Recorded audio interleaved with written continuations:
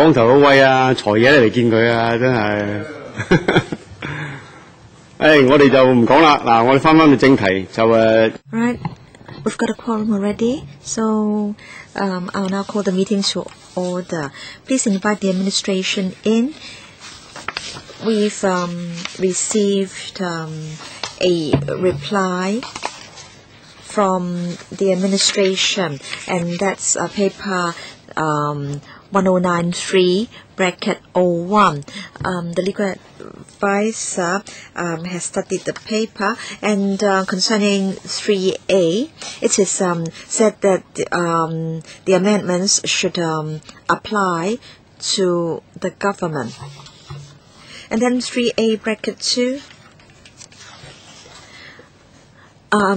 Our understanding is that 3A2 should be deleted, but then the administration is proposing that the entire 3A should be withdrawn or taken away. So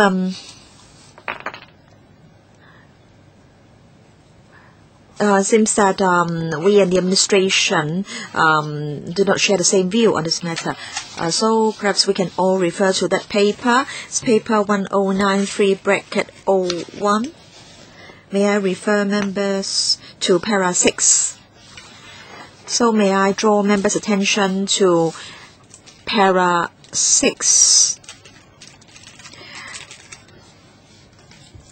So just want to know whether there has been any misunderstanding here. 3A.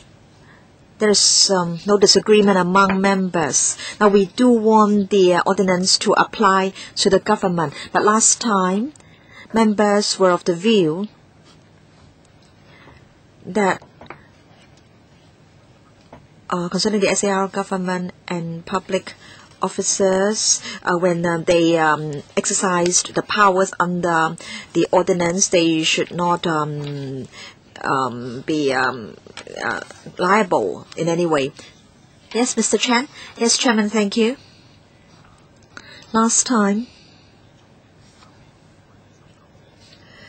members expressed reservations about the proposed Section 3A and Section 19B, and it was said that 3A and 19B should be deleted.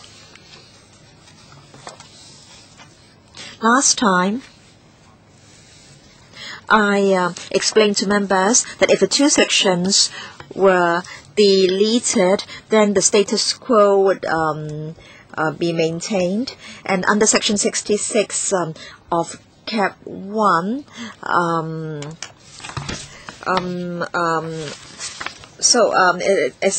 it means that the ordinance, as it currently stands, does not apply to the government unless the court is satisfied that the ordinance is binding on the government by necessary implication. Now, the purpose of the bill is to give effect to the provisions in the two conventions, and certain provisions also need to be updated. And so on this basis, we are willing to consider the Bills Committee's suggestion, and we are willing to, by way of CSAs, delete the proposed sections 3A and 19B.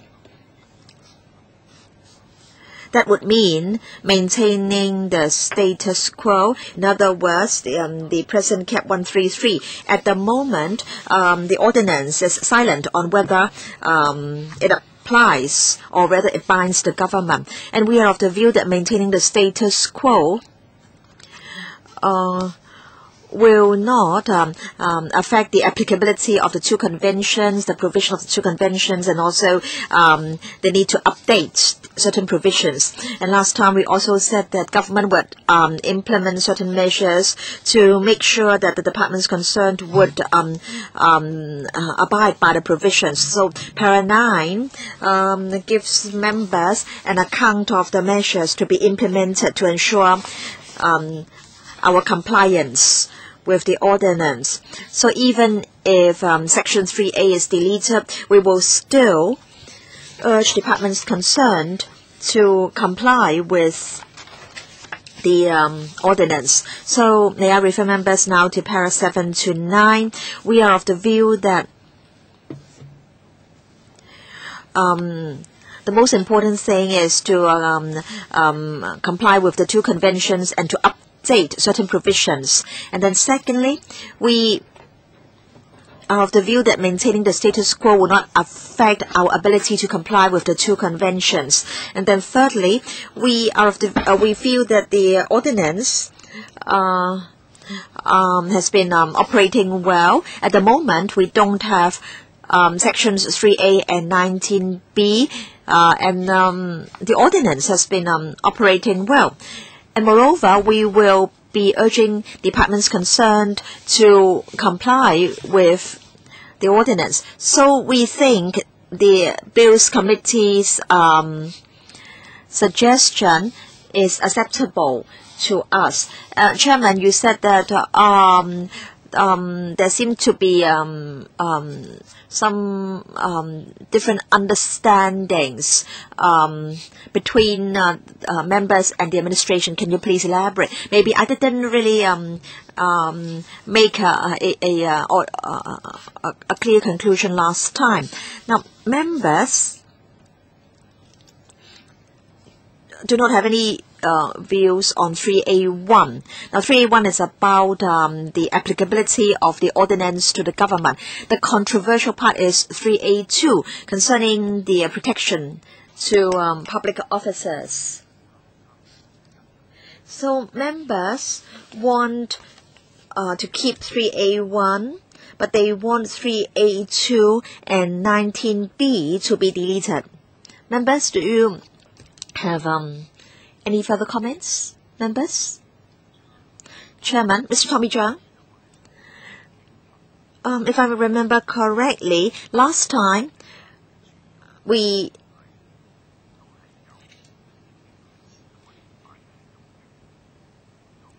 said that in fact there were similar provisions in the original ordinance. But now we are having amendments so that we can comply with the two conventions.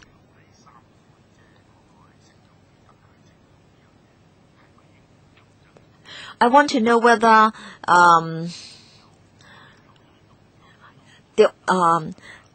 in the existing ordinance it is stipulated that the ordinance binds the government.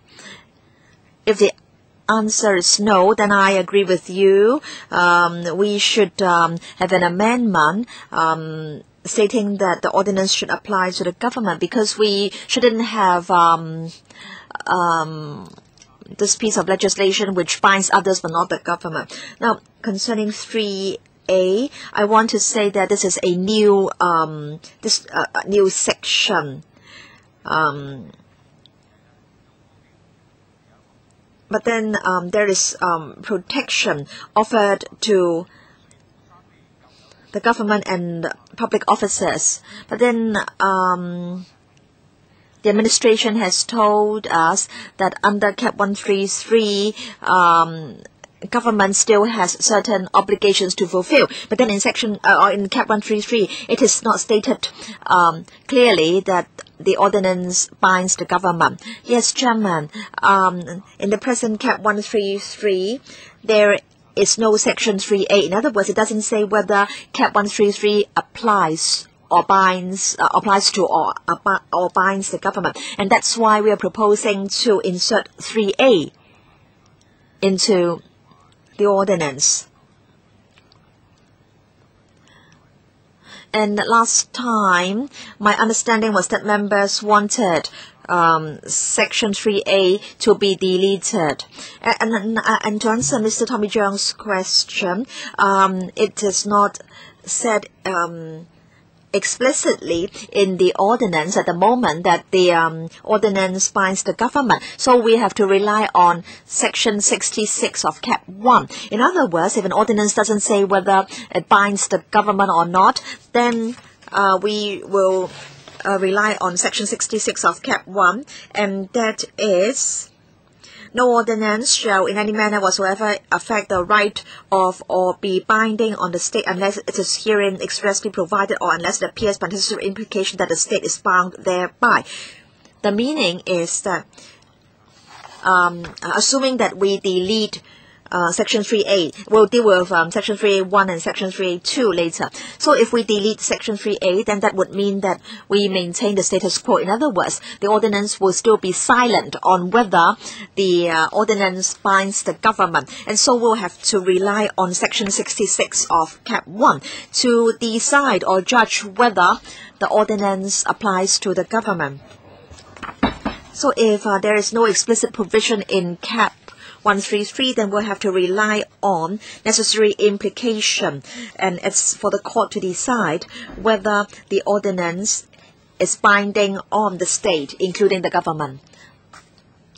My understanding was that last time members asked why there was a need to insert Section 3A, and so we were asked to delete both Section 3A and Section 19B. In other words, we were asked to simply maintain the status quo. All right, members? Chairman, then I would like to ask this question. So if 3A is deleted, then what's going to happen if a civil servant or a public officer violates certain provisions in this ordinance? Will they get any protection? Our legal advisor can perhaps assist here. All right, let's ask the administration to respond first, and then the legal advisor. Yes, Chairman. Now, if there's no explicit provision stating that the ordinance binds the government, then we have to rely on necessary implication in Section 66 of Cap 1 to decide whether the ordinance applies to the state, including the government. Legal advisor? Thank you, Chairman. Generally speaking, if there is no explicit provision stating that the ordinance applies to the government, then the effect is that the ordinance doesn't apply to the government. This is because if anything happens, I want to say that not everything will ultimately go to court, and that there will be a court ruling. So if we have to rely on necessary implication, that would mean we have to rely on the court's judgment. So members, I think, should consider this point. In other words, if the ordinance is silent on whether it applies to the government, then the effect is that it doesn't apply to the government. In other words, if a civil servant or a government official or public officer in future violates this ordinance, then he will not be prosecuted. That's my understanding, Chairman. And Chairman, please allow me to supplement.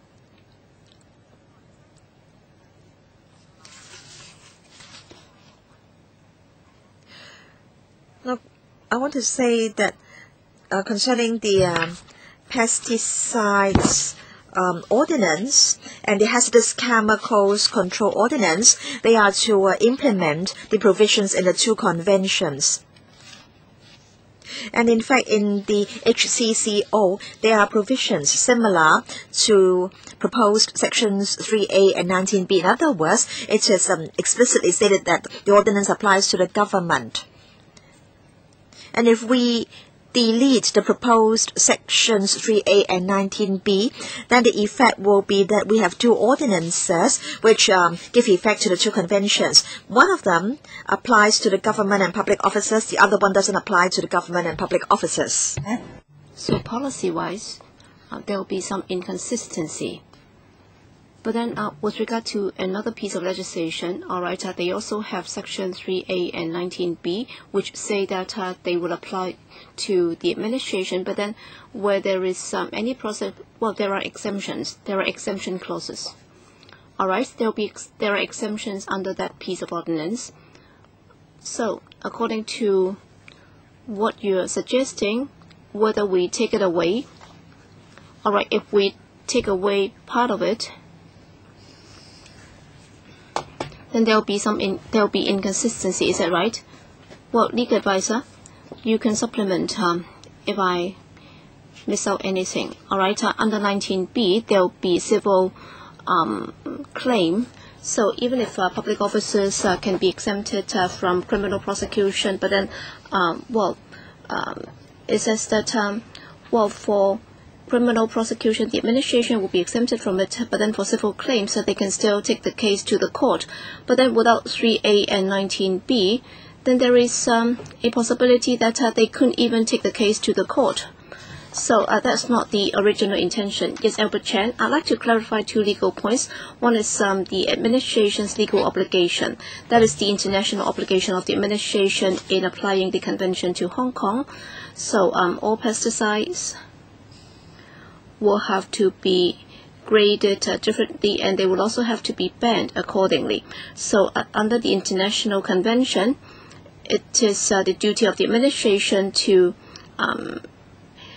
impose those bans. And number two, if you violate or breach any provisions in the ordinance, and according to the intent, there will be no legal exemption whatsoever.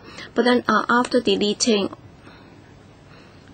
after deleting 3A and 19B, will both disappear, or are we just going to lose 19B? Well, Chairman, can I join the discussion? Well, under 19B, if it's deleted, then with regard to civil claims, then that right will be lost. Well, we've actually got some legal advice on that.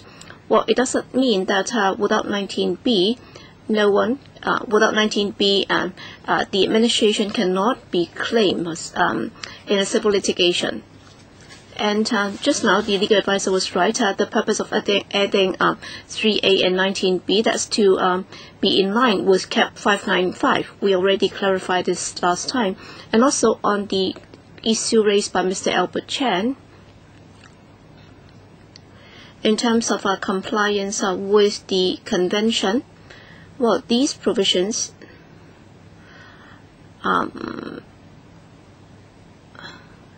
have been included because our CPG has already accepted that certain pesticides will have to be banned, and all the pesticides have been listed in the schedule. In other words, we have already discharged our international obligation under the convention. And number two is whether or not the administration or the government should be bound by the legislation. Well, our view is, well, the government, as the executive authority, will impose very strict responsibility on itself to comply with the law. But then you have not been very specific in answering the question. All right, for example, under the convention, if there are certain requirements, and therefore we have come up with this piece of legislation in accordance to that, but then without 3A and 19B, does it mean that if the administration fails to discharge the obligation under the convention, in other words, if there is a judicial review case instituted by someone, then without 3A and 19B, if someone challenges that the administration has failed to implement the obligations under the convention, will that person be able to file a judicial review against the administration, requiring the administration to implement or to discharge its duty under the convention without 3A and 19B? Legal advisor, can you help? Well, Chairman, I think here we will have to see very carefully, that is under the proposed 3A and 19B, with regard to the government's duty or responsibility, and also the exemption on the government, the exemption for government or a public officer concerning the regulation imposed on pesticides. So the scope is pretty narrow.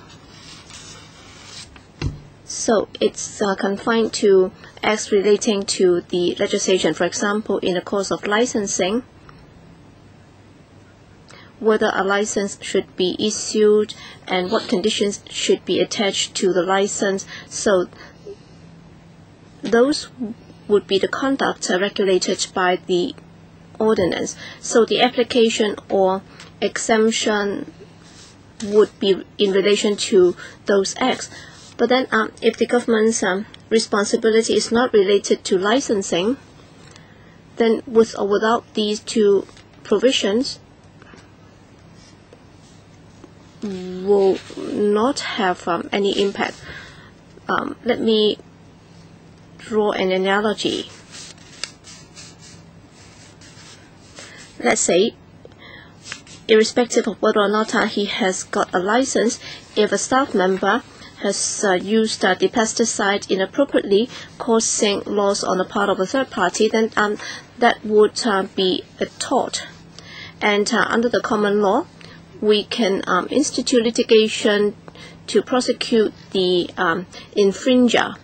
But then we will not be resorting to this particular piece of legislation to prosecute that person.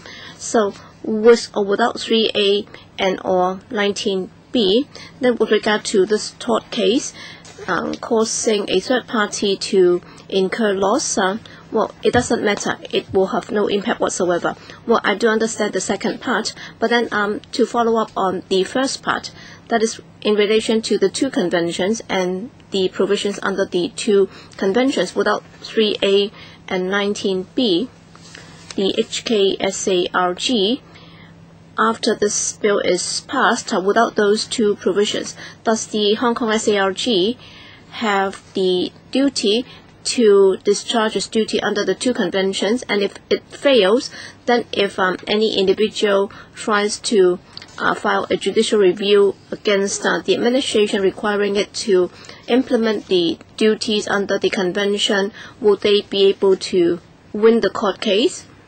Will they stand a high chance of winning the court case? Well, my understanding is, concerning the provisions of the convention, whether they should apply to Hong Kong, there is a process.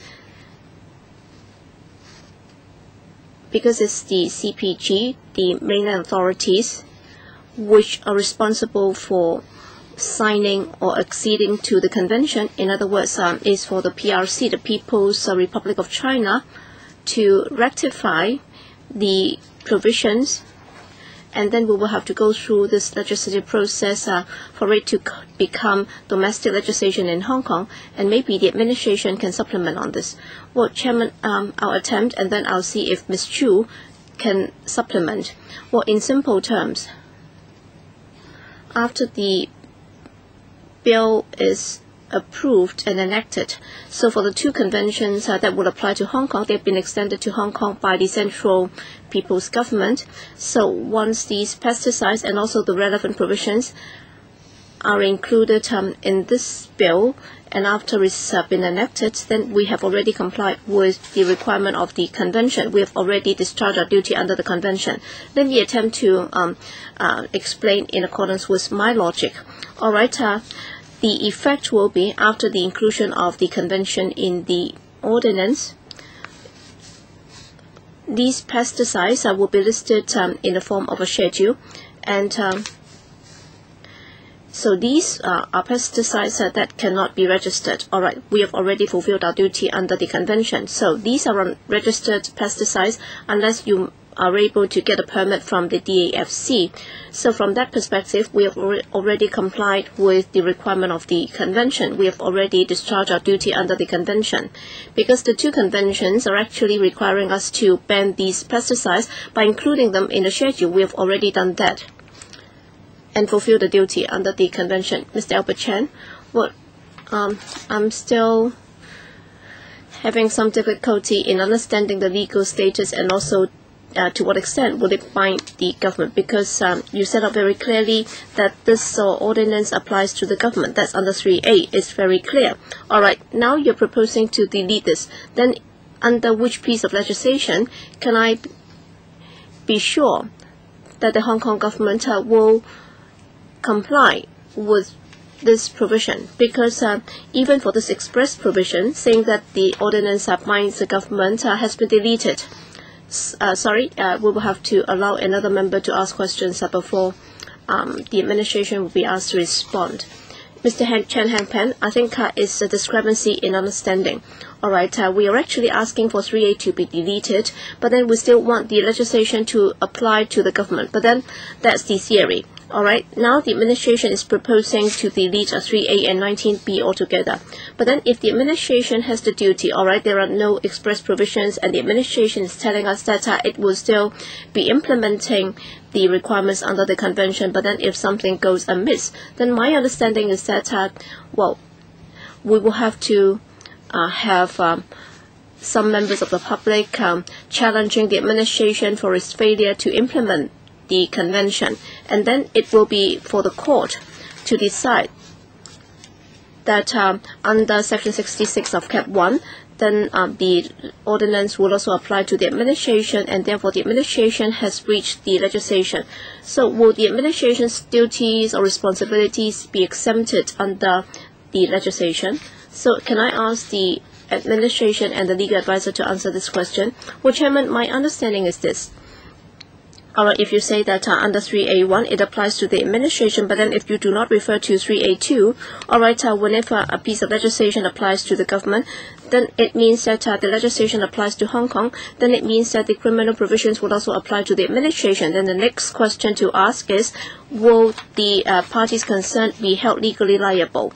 That is, will they have to be held criminally liable? That's why we have to specify this in 3A2. That is the next question that we will be asking once a piece of legislation applies to the government. Then we will have to ask whether the government or a public officer acting in his or her official capacity is liable to be prosecuted. That's why with 3A1 we will also have to have a 3A2 in order to clarify the position. So we cannot just take out one of the two. Alright, after you have deleted 3A and 19B, then if a member of the public says that the administration has done something wrong, and if he wants to institute litigation against the administration in a court, then the only thing that he can resort to is 3A, but then without that, what can he do? So will the administration be exempted from both criminal and civil liabilities? Because will you be following 3A or 19B, or to a certain extent will those also be exempted? Well, Chairman, the situation is like this. Once you have taken out 3A and 19B, then as I just explained, so that's to answer an earlier question by Mr. Albert Chan. On which provision can you rely? Which provision can you rely on? And that's Section 66 of Cap 1, and I'm not going to repeat the details. Alright, so the next question is, without these two provisions, and if a member of the public thinks the administration has done something wrong, and as the legal advisor just said, under Cap 133 is about licensing.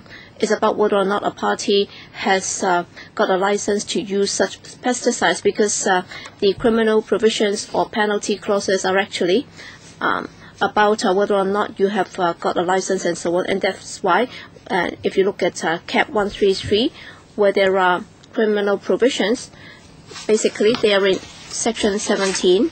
It's about whether or not you have got a license before you use such pesticides, and if you use such pesticides without a license, and if they are unregistered pesticides, then you'll be held criminally liable. That's what I just said.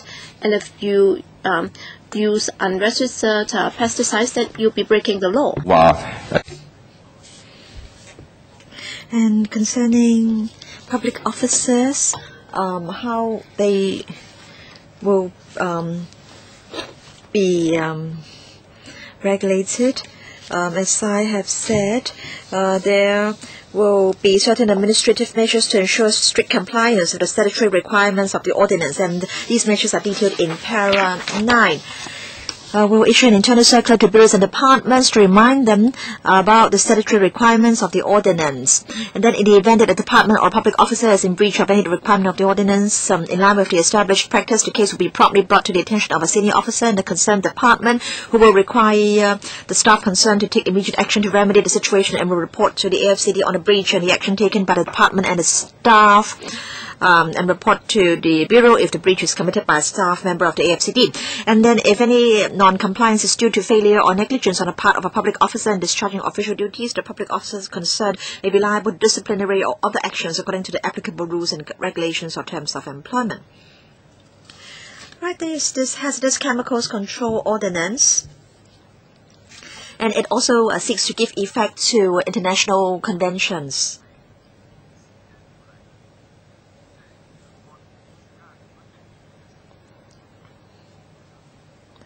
So we want to know the situation if Section 3A and 19B are deleted, or what's going to be the legal position. And can the legal advisor please enlighten us on that? Chairman, I can only point out to members that the proposed Section 3A and 19B hazardous chemical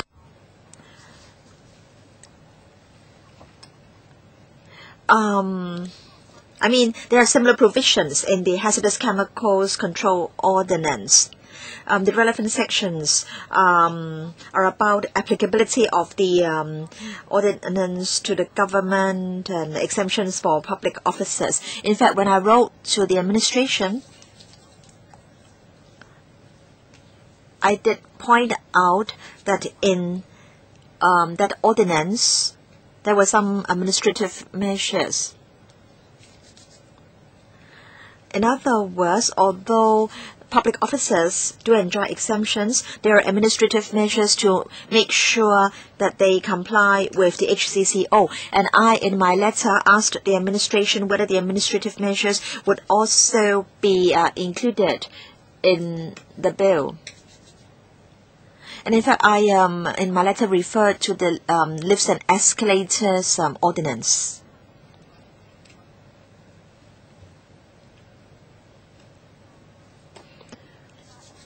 And I think we can invite the administration to give a reply. But for lifts and escalators ordinance, it doesn't seek to give effect to an international convention. No.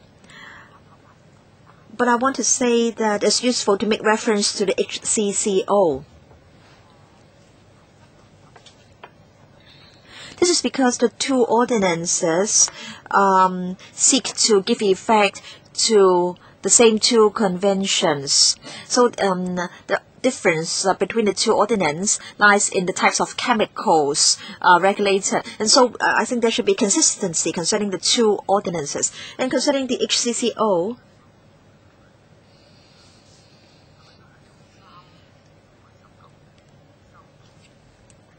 I want to know whether it contains provisions which are the same as the proposed Section 3A and 19B.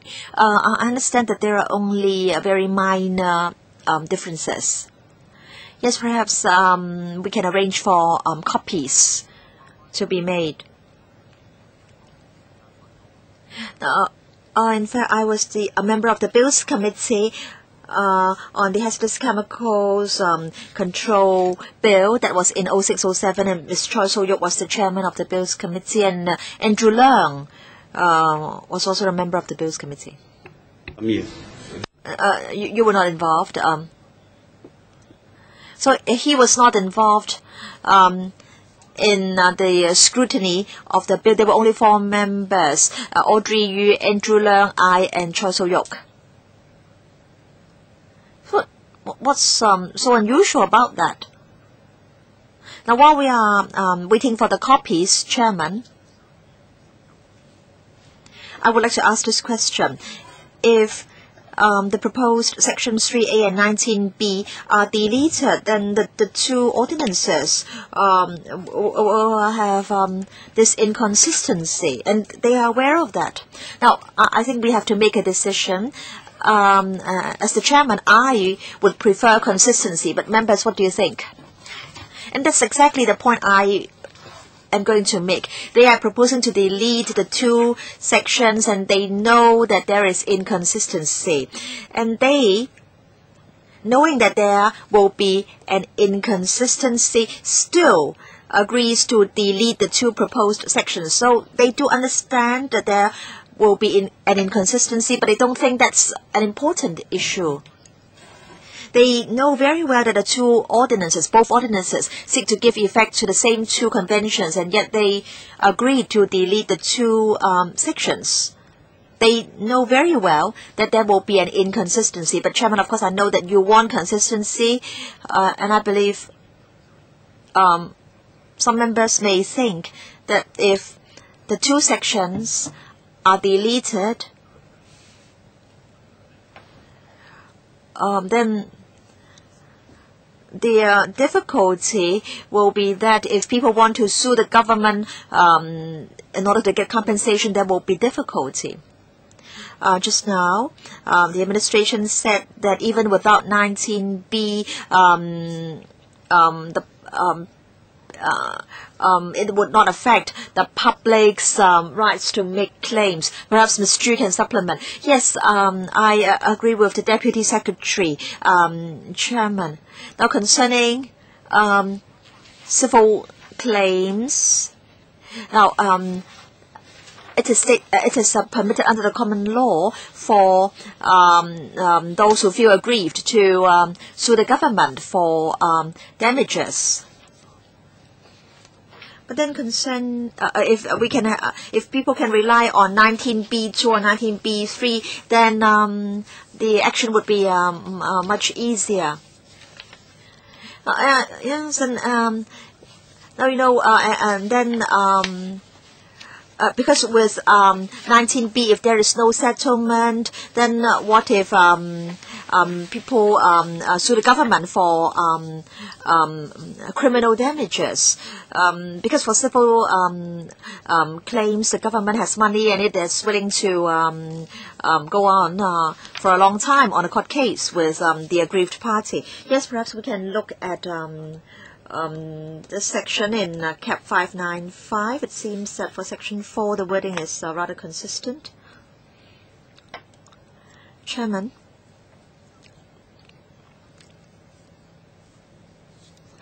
concerning the section on application of the ordinance to the government, I think, in fact, that the two versions are basically the same, but then the drafting division has used plain English, and so the wording may be a bit different. So in one case, the word binds is used, in the other case, applies to is used. And also Section 51. Section 51. It's a bit different from our Section 19B concerning the wording, but then the meaning is the same. And then in subsection 3, there is some more explanation. So it's clearer than Section 51 of 595. Yes, Chairman. The two are basically the same.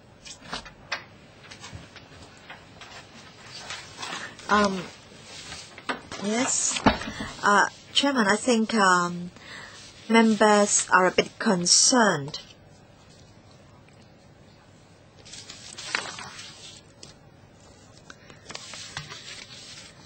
They are worried that the rights of the aggrieved parties to claim damages from the government may be affected, or their chance of winning the lawsuit may be affected. So last time I did suggest that the administration could provide members with a paper on the difference and the effect of having the two sections and not having the two sections, and in particular the two subsections on the exemptions.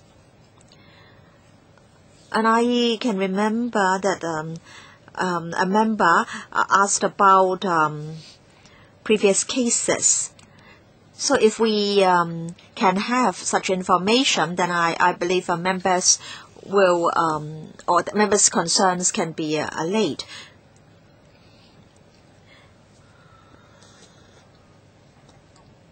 And in 2006, the AJLS panel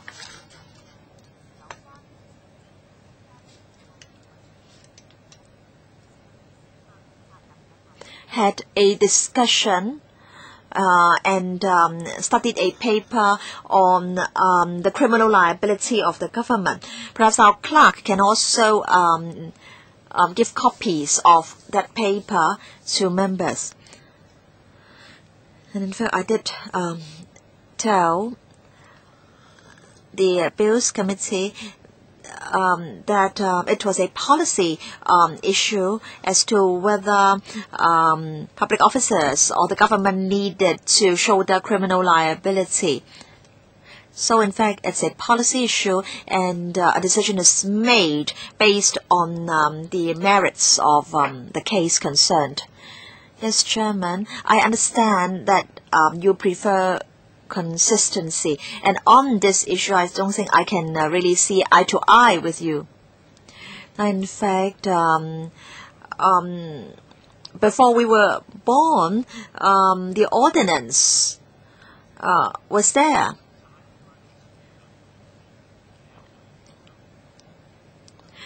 And we're now in 2013, and we are of the view that certain government attitudes and approaches must be changed. Decades ago in the British rule era, the ordinary people were not allowed to do certain things, but the government could do those things. And I think we should try as far as possible to rectify such mistakes. So is it that? And I want to say that the administration's position is clear. Section 3A can be deleted, the entire Section 3A, but and also 19B, but they do not support the idea of deleting only Section 3A2. Is my understanding correct? Chairman, I just want to tell you my position. I don't know what other members think. In fact, last week, I asked the administration to delete the section. At that time, maybe my reaction was slow, or maybe that's because I'm old, and so I immediately proposed a deletion. And I am inclined to think that the ordinance should apply to the government, and we should not delete a provision stating that the ordinance applies to the government. I think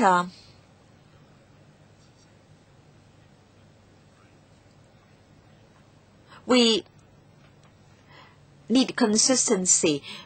People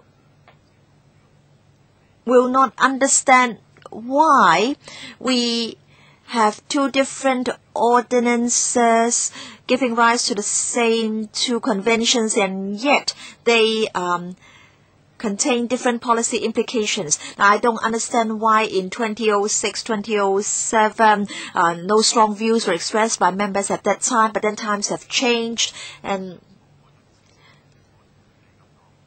I think this ordinance should apply to the SAR government. It doesn't matter if they just take out or delete part of the provision, and if we think that is okay, but then it might also not be in line with what you wish, Chairman, because there is no consistency. So, as I said last time, all right, if you do not delete it, then I'll move an amendment, and if members agree, then we can also ask the Chairman to move an amendment on our behalf. I hope I've understood it correctly. All right, you support that we should keep 3A, but then you will have to remove 3A bracket 2. Is that right? Because I said earlier on that in the principal legislation, that is with the legislation in place, there is no need for you to have this here. It's superfluous. That's what I said. But then this time I've clarified it further, because last time at the meeting is my own problem. I did not understand it correctly. All right, I know it very well now. All right, let me explain it. I think the biggest difference between myself and you is that even if it's inconsistent, I would rather accept the inconsistency, because for me, as far as I'm concerned, we must not give the public an impression that we allow the administration to set a fire while the public would not be allowed to light a candle or light a lantern. And therefore, my personal view is that, number one, this piece of legislation must apply to the administration, and there should be no exemption whatsoever for public officers from the liabilities under the bill. In other words, you would only be prepared to accept that they should delete 3A bracket 2. Is that right? All right, we will have to make things clear. All right, what about 19B? What's your view? Well, my view is, I think Albert Chan's view is stronger under 19B. 19B, I think it's the same. So why? So are you suggesting that we should keep 19B? Yes, it should be kept.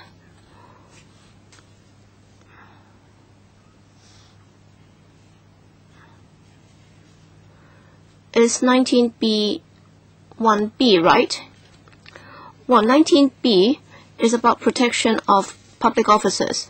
It's about exempting them from civil liability. It's about 19(1)(b), in the performance of a function, blah, blah, blah. So I think Albert Chan and Ho Chun-yin have stronger views on this than myself. So what's your view on 19B2 then? Or on 19B1B? All right, please take your time to look to read this more carefully. Albert Chan, I think 3A is clear. I think I'm for deleting 3A bracket 2.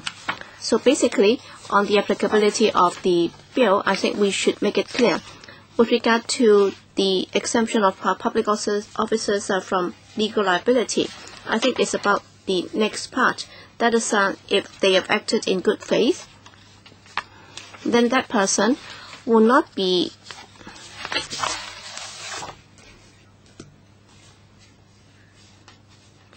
held personally liable for an act done or omitted to be done. So I do not agree with that, because I think deleting 19B altogether, well, maybe the legal advisor can give us some advice. Without 19B altogether, it means that there will be no exemption whatsoever for public officers. Is that the case? So I'm easy on 19B. I think without 19B is okay. But without 19B, there will be less protection offered or afforded to the administration. But what about members of the public suing public officers? There will be no impact whatsoever. So we are just taking away the exemption afforded to public officers. So no change, no impact. Mr. Ho Chun-yin? All right, I have to think about it. All right, you're acting in good faith. All right, if there is no exemption clause in any piece of legislation, then unless there are other provisions affording protection to them, then the right to civil claim will be there. So without 19B is okay.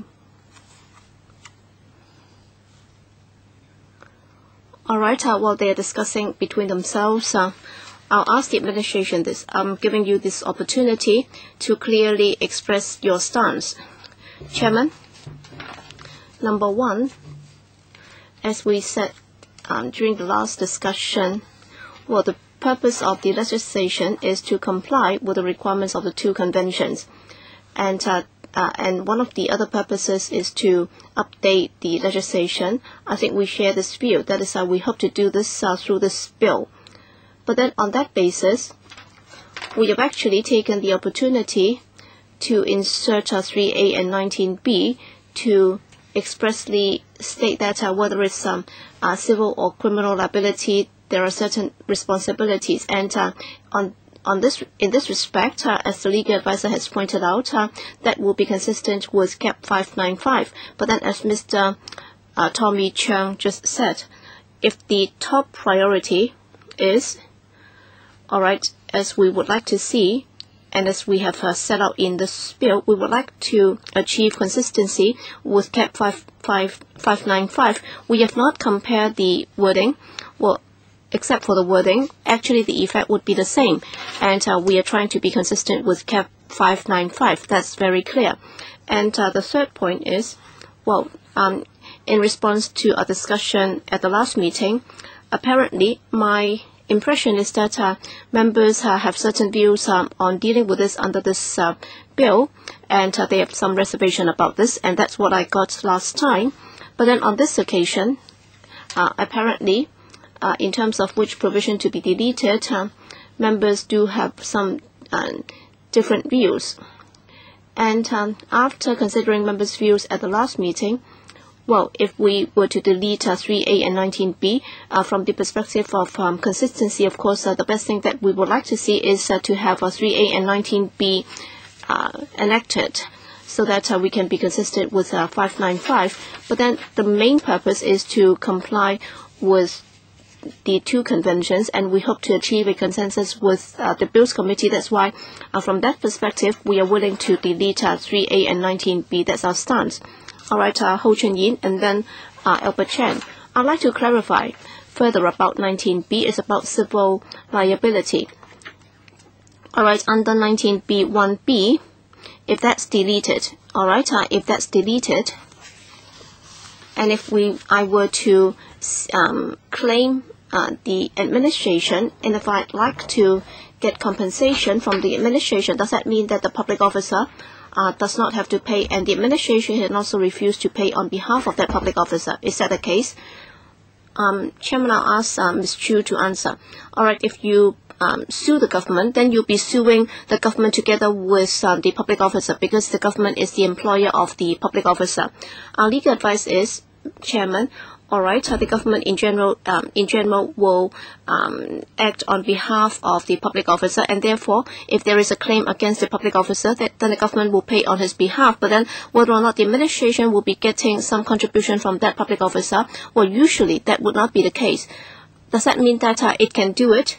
Well, we cannot rule out that possibility, but then usually the administration will be paying the monetary compensation on the public officer's behalf in the capacity of an employer of the public officer. All right, under 3A2, all right, it's okay if you delete that, but then if you delete 19B, then the protection afforded to public officers will be lower. So I'll have some reservation. So we will have to think about it, because civil servants will also have to do their jobs, because the employer is the government, and if I ask you to do the job, and if the public officer has acted in good faith, but then if he has committed a mistake, and if the employer refuses to pay the compensation on his behalf, then there will be problems. Then logically, why is it that you're in favor of deleting 3A2? Because in doing that, even if it's just an ordinary company, if an employee does something, all right, there is no reference to acting in good faith whatsoever here. It's different. Mr. Albert Chan, I think my logic is somewhat different from Ho Chun-yin, and therefore my conclusion is somewhat different from his.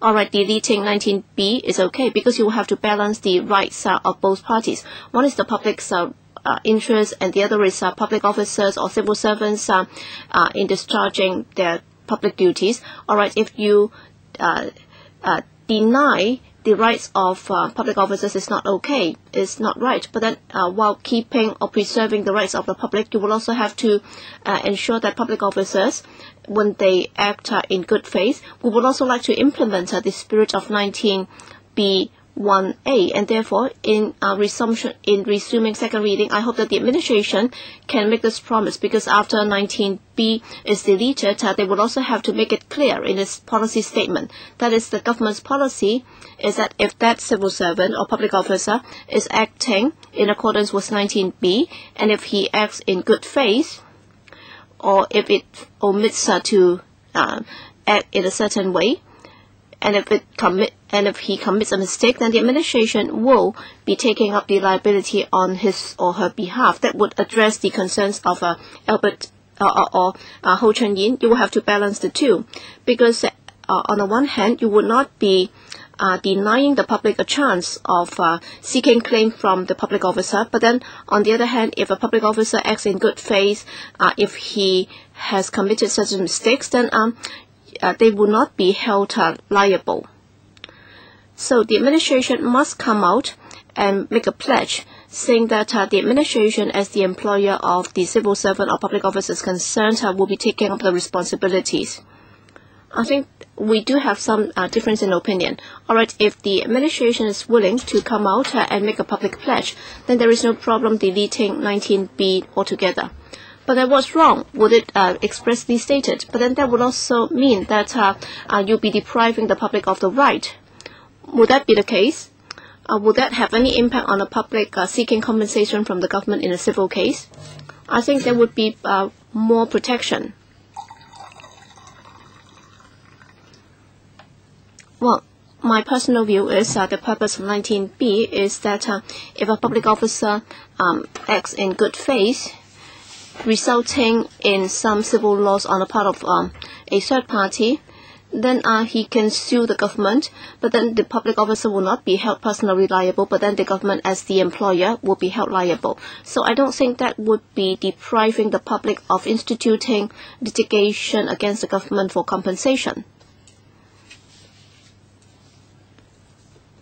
So, with or without it, is about who is going to be bound. I think with it, then for individuals in the civil service, they will have this exemption, and even if the public wins the case, the public officer will not be held personally liable.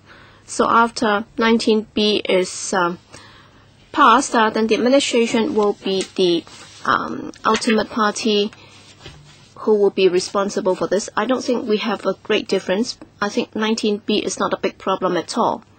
But then, Chairman, can I attempt to do this while members are engaging in this discussion? I don't think if that might help ease some of your concerns, because under the lifts and escalators ordinance, as the legal advisor just said, it does not apply to the government, but then it also says, well, it applies to the government. But then its criminal liability will be exempted.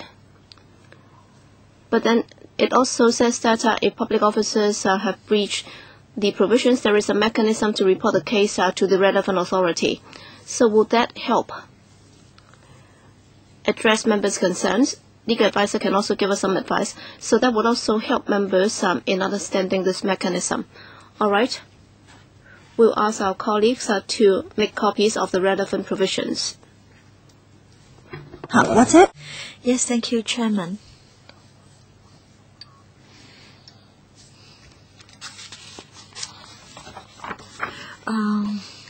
Concerning Section 19B, according to the Deputy Secretary, the administration will underwrite all the damages. So under what circumstances will the government refuse to make the payment, and as a result the public officers have to make the payment?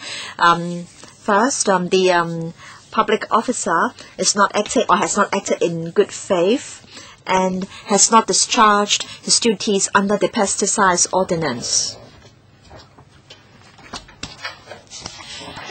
Now, say for example, if a public officer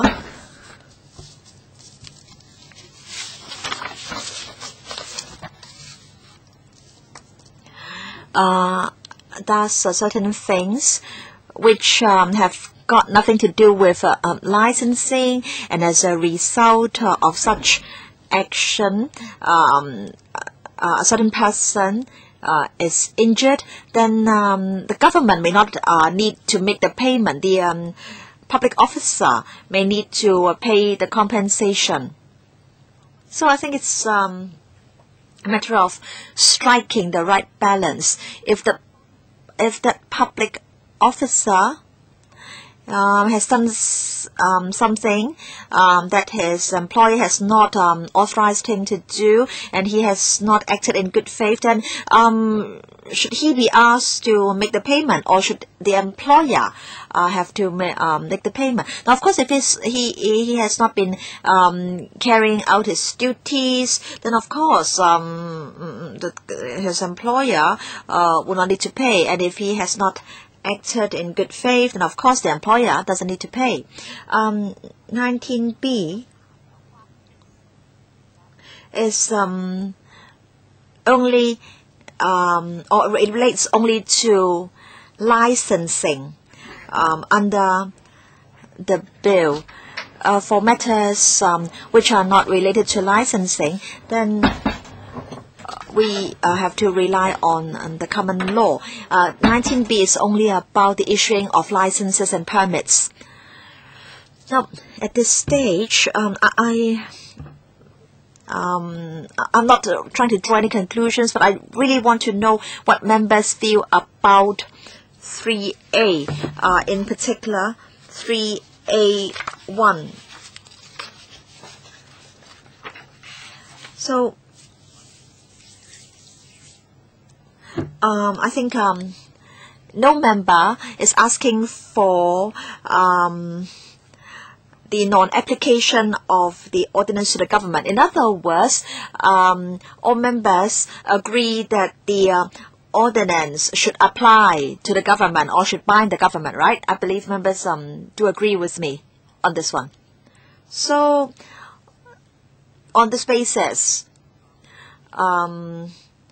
we can discuss how 3A should be amended. But then I want to say that no member agrees to the non-application of the ordinance to the government. So people may feel that our position today is different from the position we expressed last time, but let's not discuss that. Now, I want to say, as a chairman of the Bills Committee, that this committee is of the view that the ordinance should bind the government. All right, this ordinance should apply to the government. All right, then let's move on to 3A2. 3A2, criminal liability on the part of public officers. So it seems that there is no consensus between members and the administration. And then we can further deal with 19B later. So, Tommy Chung.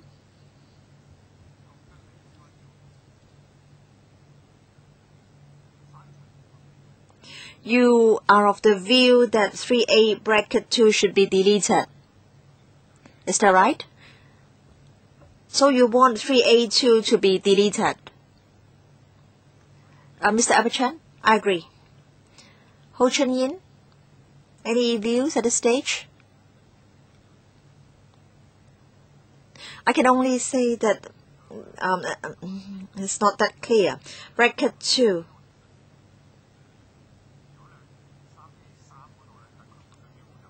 Now 3A3, no prescribed fee is payable by the government. No problem, right? But then 3A2,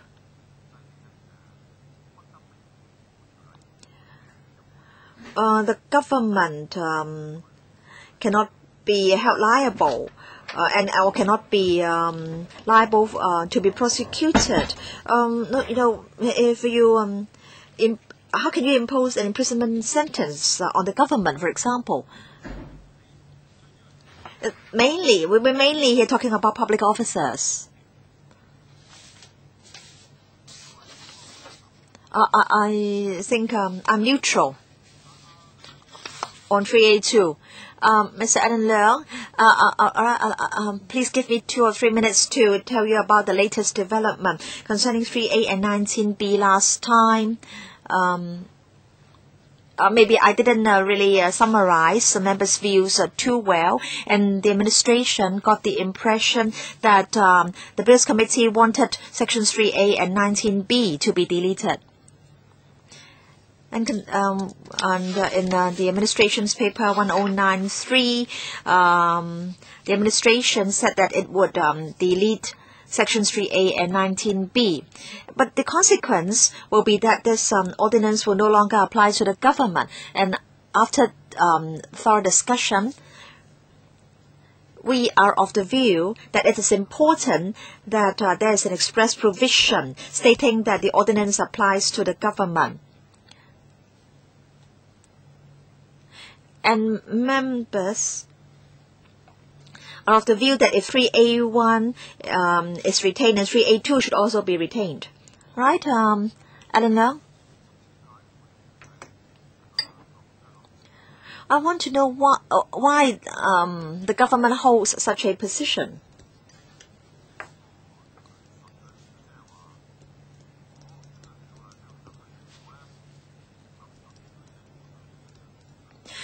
The government is saying that if the ordinance applies to the government, then neither the government nor the public officers will be liable to be prosecuted. So in other words, if a public officer has violated the ordinance, if he has used an unlicensed pesticide, then what's going to happen? Say if there is a limited company that is criminally liable, then the directors as natural persons have to be held liable. And now are you saying that the company has to be held liable but no one needs to be imprisoned? No, concerning 3A, Chairman.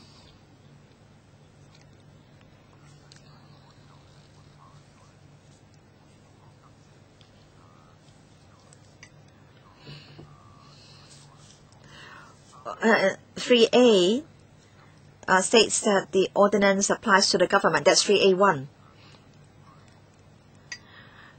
And we do agree that the ordinance should apply to the government as well as the private sector. And then the next question is whether the government or the public officers need to be liable to be prosecuted. And that's why we have 3A2. This is in line with government policy, and that is for regulatory offences. The government and public officers will not be held criminally liable. And in fact, we see similar provisions in CAP 595.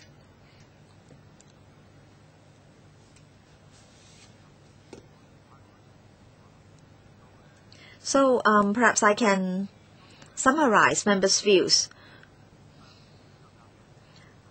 Right, maybe last time there was some misunderstanding, and today after the discussion we now really understand the situation better. So I want to say on behalf of the Bills Committee that we do not support the deletion of 3A. Because if 3A is deleted, then the ordinance will no longer apply to the government. And concerning 3A2, as to whether it should be deleted,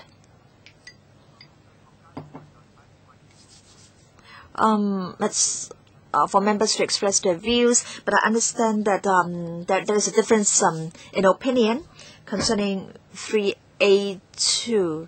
At this stage, I would suggest that 3A2 be kept, but of course, if individual members want to delete 3A2, they can move the CSA. 3A2. Chairman, you said different members had different views. What do you mean? I thought we had the same view on 3A2. I said I did not object to the deletion, but I would not object to keeping of this too. What do you mean? Now members want to delete 3A2. I have no objection to that. Chairman,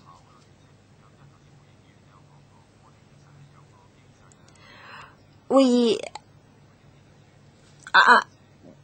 think what's important or the ultimate test is whether public officers comply with their requirements and the ordinance. I've said we will make sure that public officers will comply with the ordinance, and we've also told members that we will issue internal circulars to bureaus and departments. There's also a reporting mechanism. To make sure that the staff will comply with the requirements, and if the staff do not comply with the requirements, they may be liable to disciplinary actions. Now, you've got members have got the lifts and escalators ordinance, the relevant section. And you see this this mechanism in the ordinance. So can that be regarded as a compromise option for members to consider? So this is Cap 618, Section 4 of the Lifts and Escalators Ordinance. We only have the English version.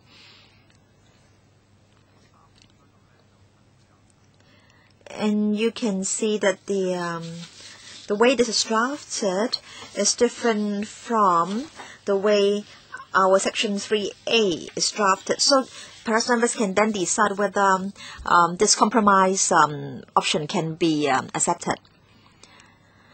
Yes, Chairman. For the Lifts and Escalators Ordinance, I think the main difference is that we see subsections 3 to 7. And these are detailed provisions on the steps or measures to be taken by the director in case there is a contravention of the ordinance. So if the administrative measures are included in the ordinance, and for the pesticides bill, the offences here relate to the issuing of licenses and permits. For example, the need to remember to obtain licenses or permits, which types of licenses and permits should be obtained. Perhaps members can refer to page 12 of the marked up copy, and you'll see what the offences and the penalties are. Page 12 of the English version. Offences and penalties, Section 17.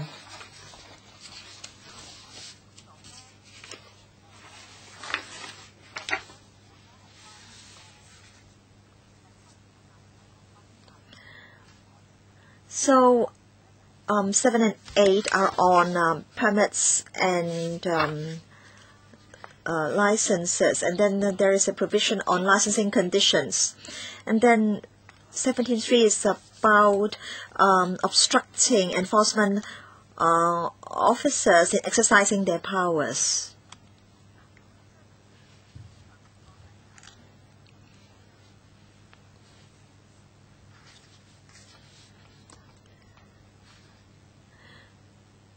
So, is it likely that public officers will commit these offences? And then you see that previously we had the figures, but now we have the levels, and then imprisonment 6 months to 1 year, and then the fines starting from $2,000 to $50,000. Yes.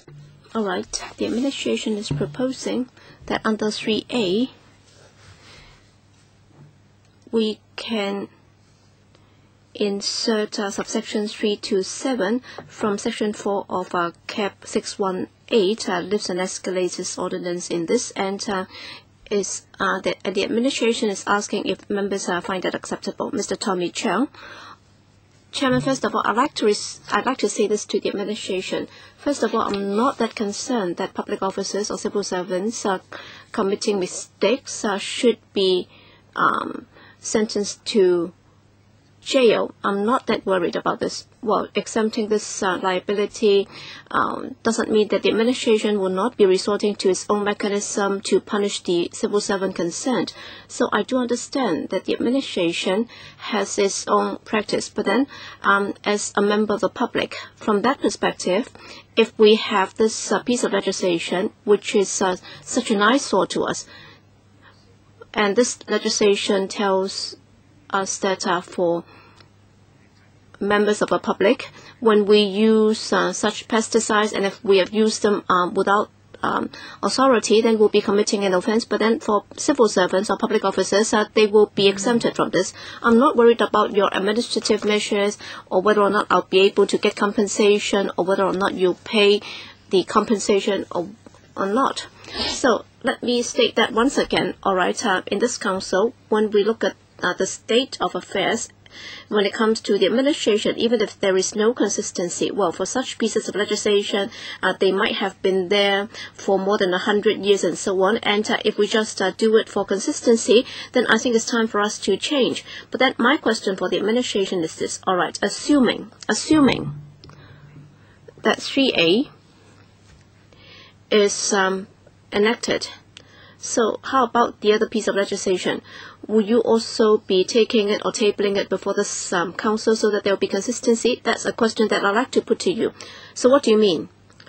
So, all right, if we were to amend 3A in accordance with what they just proposed by inserting Section 4 of Cap 618, then all right, what about the other piece of legislation? Because it also applies the two conventions. So will you be tabling that legislation before us so that there will be similar amendments in order to make sure that it's consistent too? So would that be done? Well, hazardous chemicals are not under your purview, right? Yes, that's true. It's not under our purview.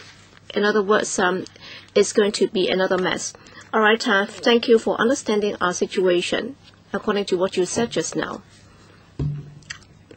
All right, this morning's, in the light of this morning's discussion, we have proposed this for the purpose of enabling members to have a more meaningful discussion. But then, actually, we also have to go back and consider it. But then I can see that members are concerned that there should be a mechanism to regulate civil servants if they commit certain acts. All right, as I said at the last meeting, we do have a mechanism to ensure that for civil servants acting in the public capacity, then there will be a mechanism to regulate their acts. But then, according to what Mr. Tommy Chung just said, if that's the case, how are we able to be accountable to the public? We'd also like to state that very clearly in the law. That's the principle, and that's why we have included this provision, and we are also requiring our public officers to comply with this piece of legislation very strictly. So that's the answer that I like to give. So, can the Bureau Director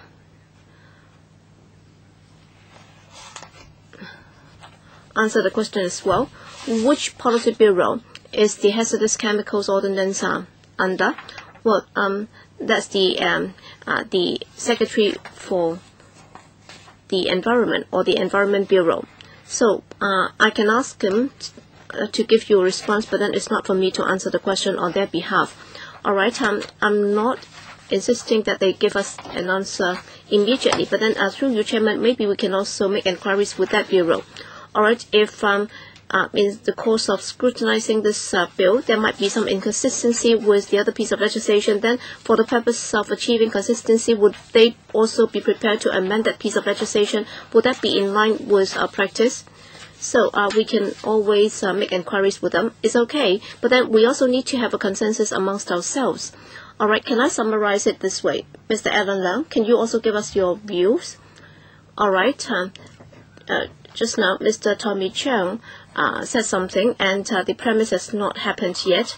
That is assuming that this bill is enacted in a form suggested by Tommy Chung, then will we be amending the HCCO in order to make it consistent? What my view is, whether it's under the basic law, or as we have always followed the UK's common law. In fact, in the UK's constitution or under Hong Kong's basic law, there is no established exemption for the officials or for the government. Well, as everybody is equal before the law, and that's what Mr. Tommy Chung just said. I think that's also in line with the public's aspiration. And in fact, if you look at the case law in the UK, there is a growing tendency that government officials' so-called criminal exemption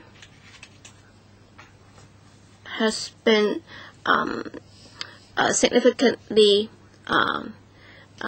scaled down in recent years. And of course, I'm not here to challenge or put this to the Deputy Secretary because he's only responsible for attending the Bills Committee's meeting. So my question for the administration is, when the administration moves forward, would it have a second thought, as Mr. Chung just said? Why? If I, as a member of the public, use unregistered pesticide, will have to go to jail, while a public officer does not have to go to jail if he uses unregistered pesticide? So that's the question that the administration has to answer. So even if, on this occasion, the so-called exemption for the government is comprehensively reviewed for each and every piece of legislation, if you insist on having this exemption for the government, then you will have to come up with a satisfactory answer. That's the duty of the administration, because there is a discrepancy or there is a gap between what it is doing and the public's aspiration. I think Mr. Chung has already made a very good elucidation on his view. So I'm not going to repeat those points. And Mr. Chen, as the Deputy Secretary, if you're not able to give us an answer right now, please do come up with an official reply next time, and it depends on whether or not we are prepared to accept it.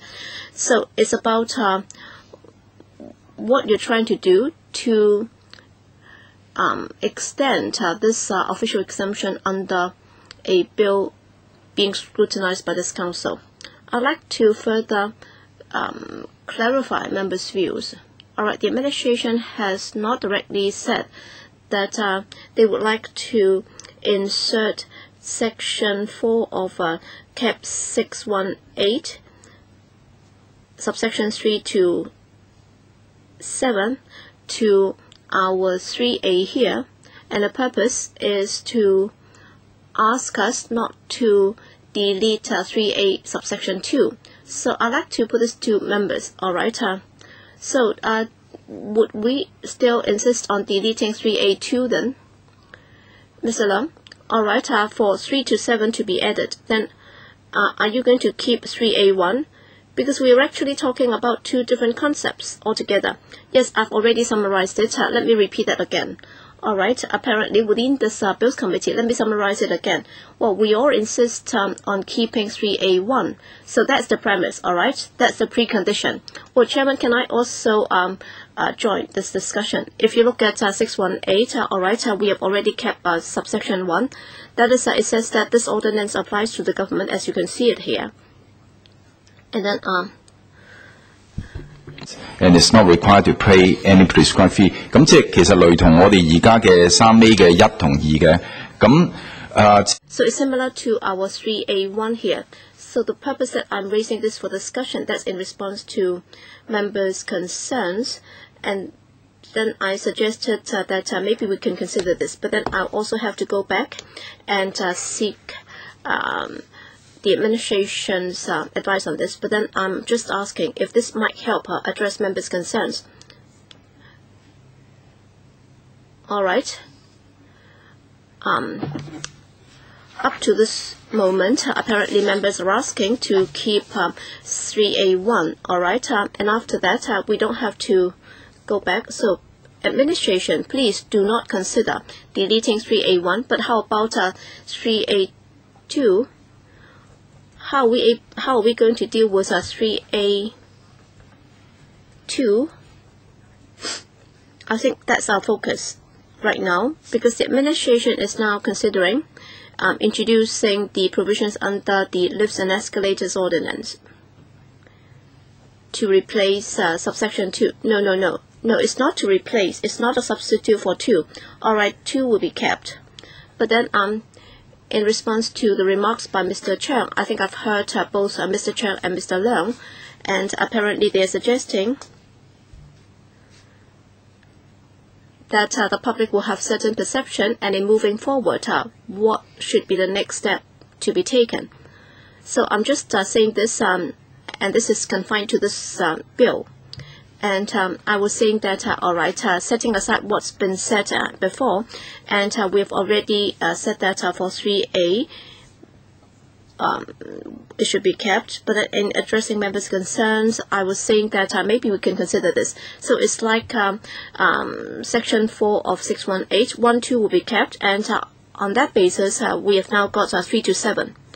All right, the most important thing is to keep 3A2, but then under 3A2, they are trying to extend it. They're trying to expand it.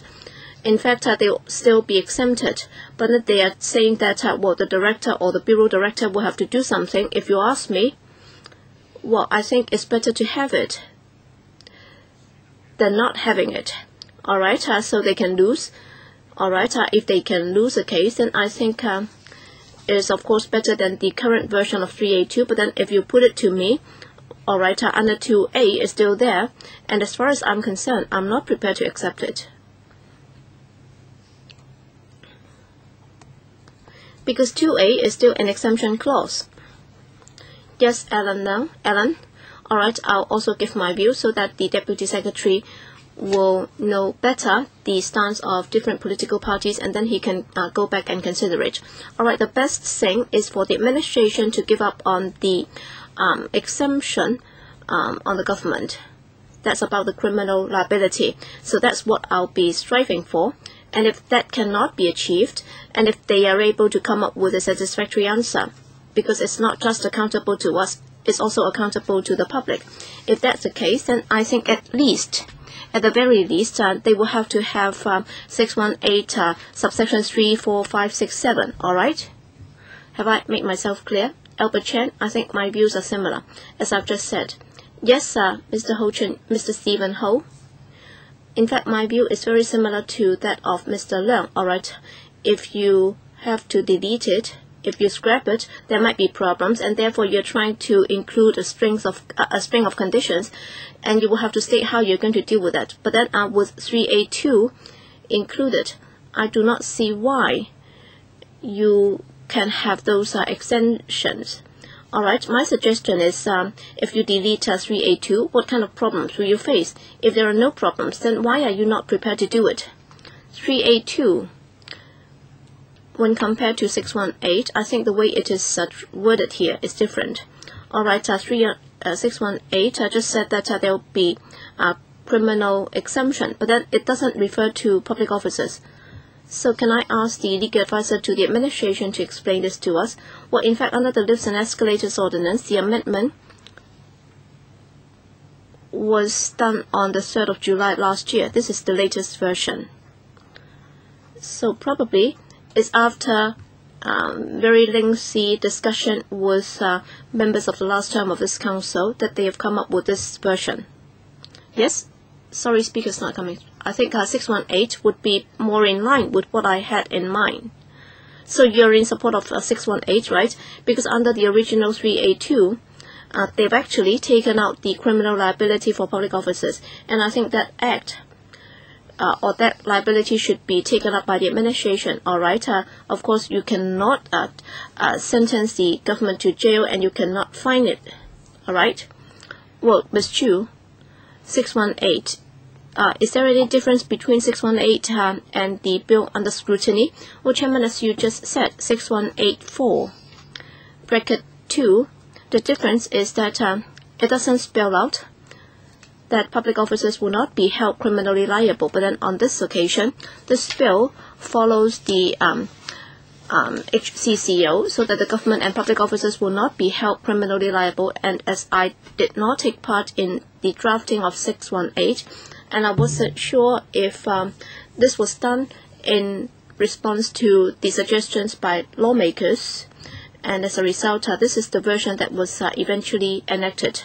So for the time being, I'm not able to give you any advice. Chairman, I think with regard to CAP 618, I hope the members can pay attention to subsections 3 and 7.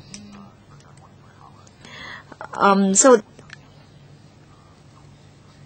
before Mr. Alan Leung left, he stated his position, and that was that the Bills Committee would be willing to consider inserting these subsections. And I think we will explain to members why we need to keep 3A2. All right, so I think both members and the administration can go back and think about this again.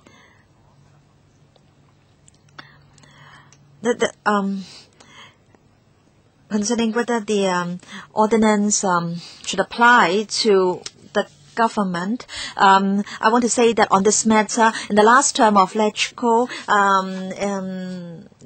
the lifts and escalators ordinance was enacted, and I think this present version before us represents the option acceptable to members at that time. Legal advisor. And I want to give members some background information.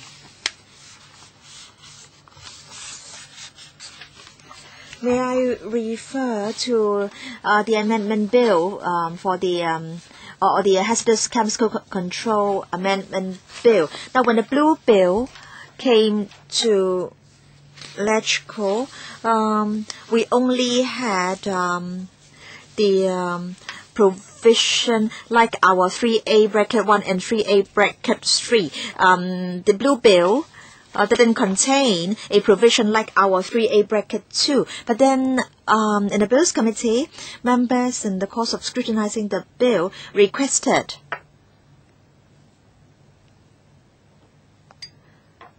that 3A, something like 3A2 be inserted.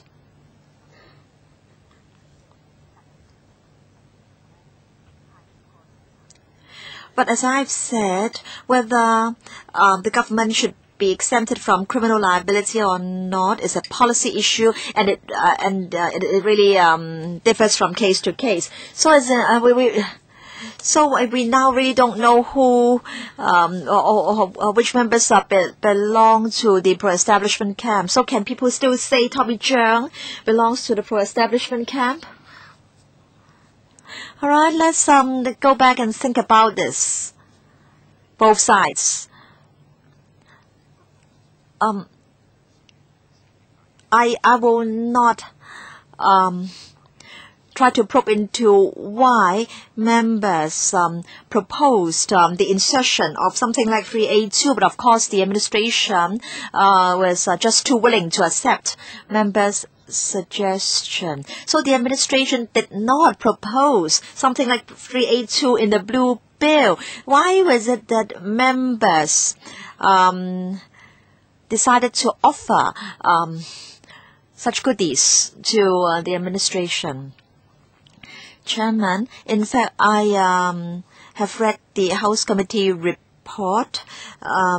In fact, a provision like 3A2 was not in the blue bill, but then members said that the bill should state clearly whether the government would be criminally liable. But perhaps we should try to understand why there was this request made by members. In fact, the DP was in the Bills Committee, so was Audrey Yu of the Civic Party. In fact, I've always said that the DP is the best pro-establishment party. Chairman,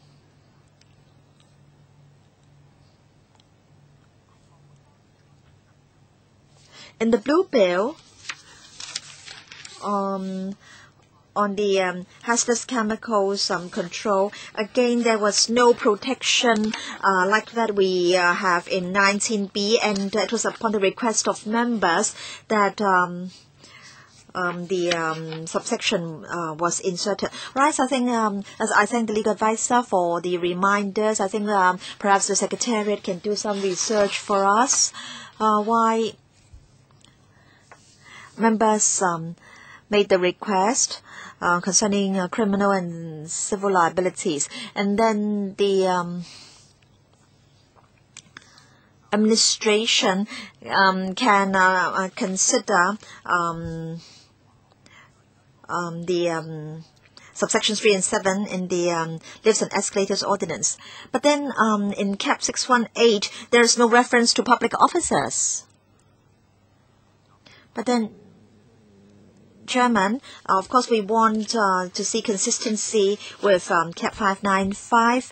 And then second, we hope to clarify the mechanism in the bill by inserting provisions like subsections 3 to 7.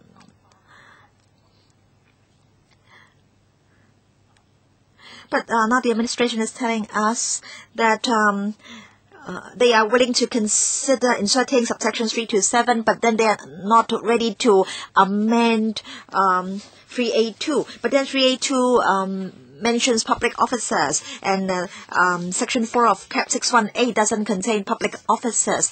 Yes, I understand. They are not going to take away 3A bracket 2. 3A bracket 2 will remain plus a tail comprising something like subsections 3 to 7 of Section 4 of Cap 618. Now, I think I need to make things absolutely clear, and I think Alan Leung, in fact, made the situation clear. First of all, he wanted us to look at whether we could do away with the criminal liability exemption of the government as stated in 3A2. And then second, he's saying that if we want to keep 3A2, at least we need to insert 3 to 7, subsections 3 to 7. I think basically Alan Leung and I were saying the same things. Of course, he was putting it in a very eloquent manner. In fact, all the 4 of us here agree that there should not be any exemption for the government concerning criminal liability.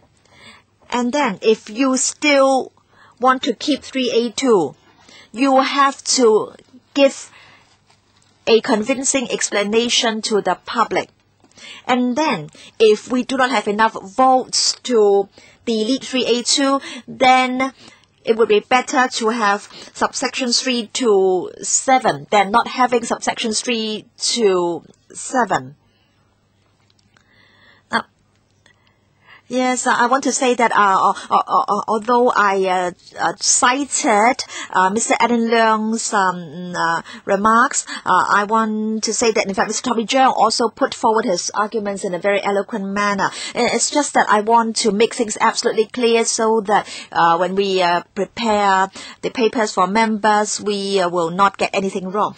All right, the next meeting will be held on the 7th of June, 10:45, and meanwhile, can I ask the clerk to do some research as to why members wanted the insertion of something like 3A2, but you should have remembered, you are young and you're still here, but there were 4 members there. I, Audrey Yu, Choi So-yuk, 當然有4個。